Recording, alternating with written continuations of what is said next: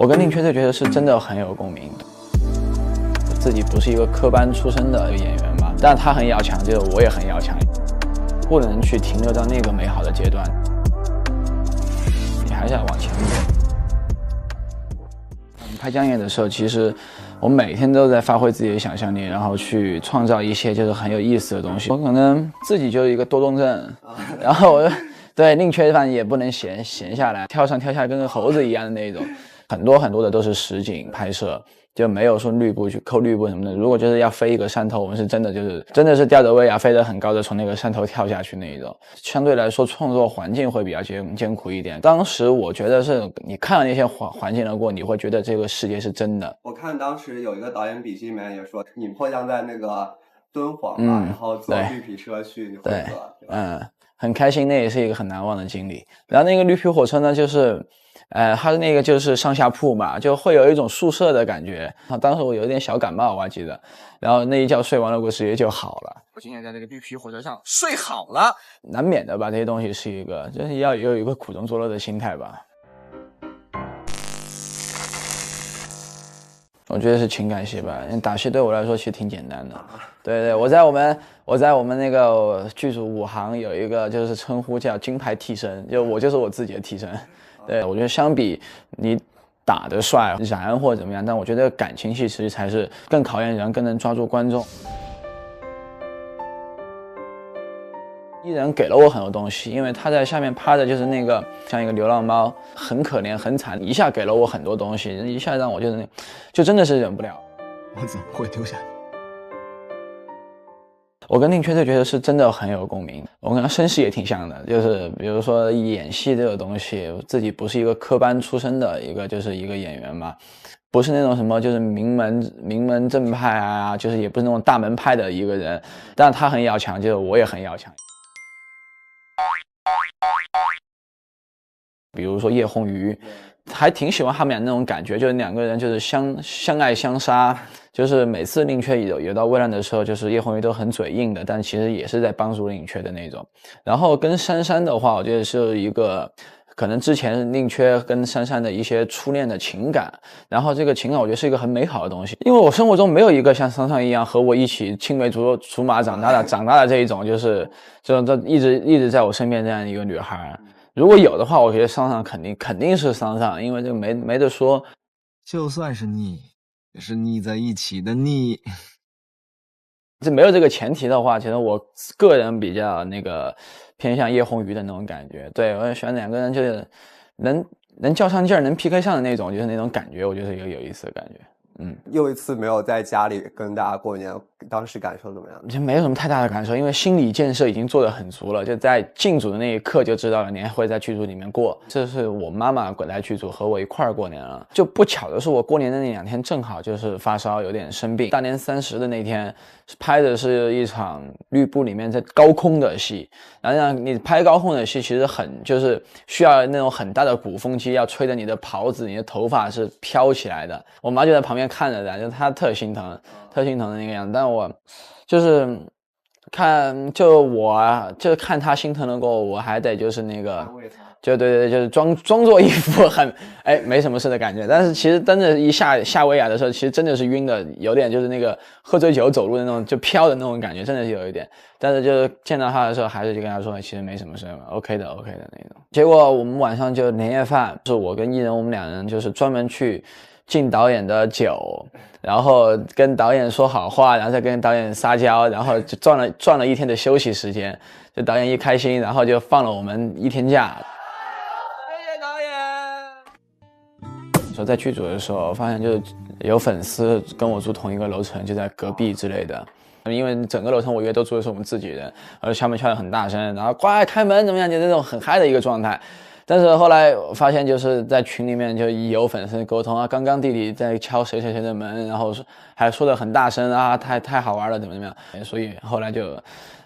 就去发一条微博，就是希望大家能就多得给一些空间什么的吧。对，我看你经常有说剧杀青啊，然后都会写一个很长的小作文一样的感觉。因为拍完一部戏了过，其实内心世界是很丰富的，对每一个角色都是有你想说的话，想表达的东西，以这种方式就是去画一个总结，算是一个交代的那种感觉。对，宁缺这个角色演完之后，你花了多久时间才感觉从这个角色走出来？很长，之前自己一直没有意识到这个东西，也觉得可能不会有这种存在，就是说出不了戏啊。但是后来自己体会到了过后，才会发现哦，原来是真的会有走不出来的这种情况。进入这个工作其实会产生了一些误会，就比如说联系少了呀，他们问我工作上的东西，我也不想跟他们解释那么多呀，什么就是有一些小矛盾、小摩擦吧。那你会想要回到说就成为艺人之前那种感觉吗？没有说特想说那种就是想回到那会儿怎么样的，因为我觉得人还是得进步的。我觉得到今天我一定是相比以前是更好了，但你不能去停留到那个美好的阶段，你还是要往前走。因为我之前虽然过年没回家，后来回家了过后，就家里那一星期都很好奇我们平时的工作或者什么平时的一些新闻类似的东西吧，反正就会问很多问题。所以过年回家那时候，亲戚也会问你们一些娱乐圈的八卦之类的。对。那他会问你关于你的一些事情新闻吗？会啊，肯定是问我的最多，然后有时候你给他解释吧，就他们会 get 不到你那个点。我们第一个跟老戏骨拍是跟王劲松老师一起拍，但是劲松老师就让我特别意外，就让我们都没想到是他特别随和，特别能跟我们年轻人玩到一块去。对演戏有不一样的认知，一定会有不一样的认知，然后一定是每跟一个前辈们合作，能学到很多的东西，能让自己进步。对，我觉得劲松老师就是能给到你很多东西。我有一场戏就是那场在大殿里面那场戏，劲松老师一过来一搭我一个肩膀，然后我立马就感觉自己好委屈那种，就不知道哪来的那种魔力，就是说还是特别敬佩老戏骨的这些能量、这些能力，对。然后私下也会跟金红老师，我们会喝他的茶，因为金老师特别爱喝茶，对他有很多好茶，然后我们就会蹭他的很多好茶来喝，但虽然自己也不懂，但知道是好东西，然后大家就会一起抢着跟他喝，然后他也很开心，和我们一起乐在其中，我们每天相处的都非常愉快。我看你们现场确实也非常欢乐，然后好像每个老师杀青之后，就你每次都发了那个微博，就合影什么的。对，很开心能跟他们一起，我觉得是自己的一种幸运吧，对。然后特别有缘分的是，我上一部戏年大的时候，劲松老师也在。对，我们俩连着2部戏都能在一块儿，现在看他觉得特别亲切。那他们有平常怎么评价过你吗？平常评价我啊，挺好的。没有啊，这其实会给我很多建议，就比如说让我去练气息啊，就是台词啊各方面的东西。然后其实他们就亦师亦友，但老师他们就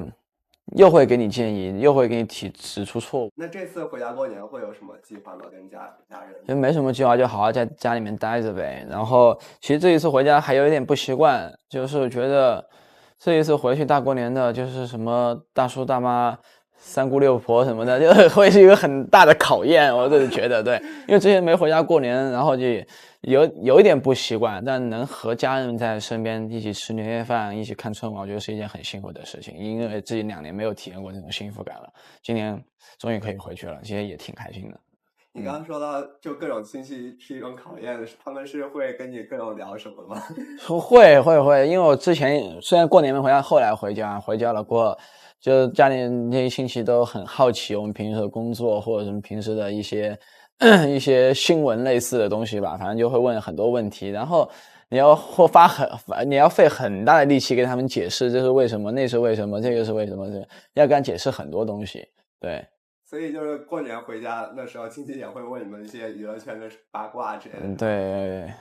那他会问你关于你的一些事情新闻吗？会啊，肯定是问我的最多，然后